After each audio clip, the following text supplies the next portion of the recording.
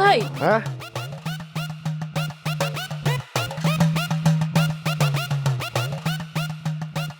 কিছু বলবা সামিয়া?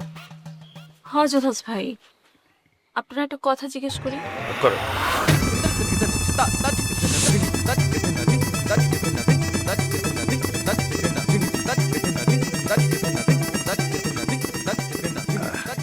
না মানে হয়েছে কি সামিয়া, ওই তানহা কলেজে যাওয়ার পর পরে আমি বাজারে দিয়ে গেছিলাম। তারপরে যে কেমনে কি হয়ে গেল এটা তো আমি কিছুই বুঝতে পারতেছি না। জুলহাস ভাই, আমি এই কথা বিশ্বাস করি না। এই বিষয়টা আমার কাছে অস্বাভাবিক লাগতেছে। তারপর আপনি থাকতে এই সংস্কার হওয়ার কথা না। আমি জানি তানহা যেখানে আছে সেইখানে আপনার ছায়া আছে। ক্লেমনের কিউআর কোড স্ক্যান করো আর ঘুরে দেখো বাংলাদেশের ঐতিহ্য।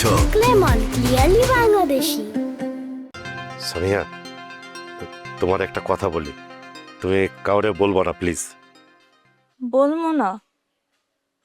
আচ্ছা ঠিক আছে, কি কথা আপনি কন, আমি কারোর কম না। তা না, শুধু আমারে বললো যে ওর নাকি একটা হিসাব নিকাশ আছে, ও নিজেই যাবে ও নিজেই ফিরবে। আমি বাধা দিতে চাইছিলাম, কিন্তু ওর চোখের দিকে তাকায় মনে হইলো যে ও সব কিছুই আগে থেকে ভেবে রাখছে।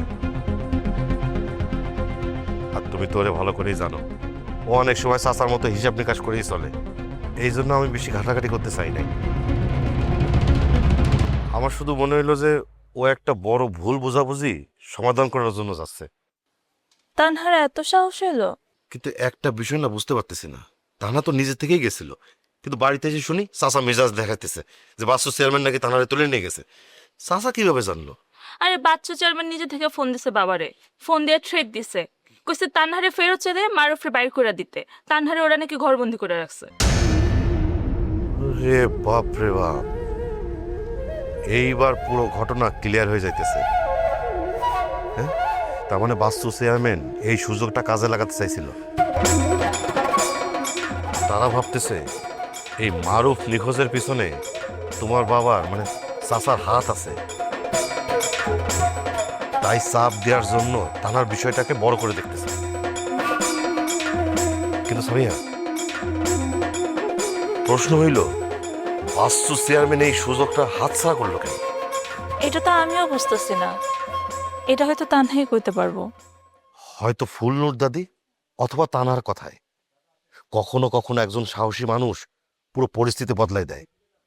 হয়তো আমাদের তানহা তাদেরকে বোঝাইতে পারছে যে জোর করে আসলে কিছু হবে না। মানে সামিয়া, আর একটা কথা বলি। কি কথা? আমি যে এই তানার বিষয়ের সাথে জড়িত এটা চাচা এখনো বুঝতে পারে নাই। বুঝতে পারলে যে কি হবে বুঝতে পারতেছি না। মানে সে তো আমারে খুবই বিশ্বাস করে। সে যদি জানতে পারে যে আমি এই বিষয়ের সাথে জড়িত, তাও এত বড় বিষয়, তাহলে বিশ্বাসই নষ্ট হয়ে যাবে। আহ জুলাস ভাই, আপনি ভয় পাইতেছেন কেন? আপনি তো খারাপ কিছু করেন নাই, আপনি শুধু তানহার উপর একটু বিশ্বাস রাখছেন। তবুও বনে চাচার রাগ তো তুমি জানোই। প্রয়োজন পড়লে আমি কথা কমো, আপনি চিন্তা করেন না।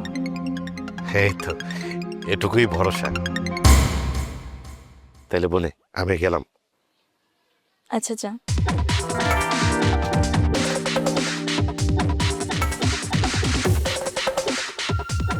তানহা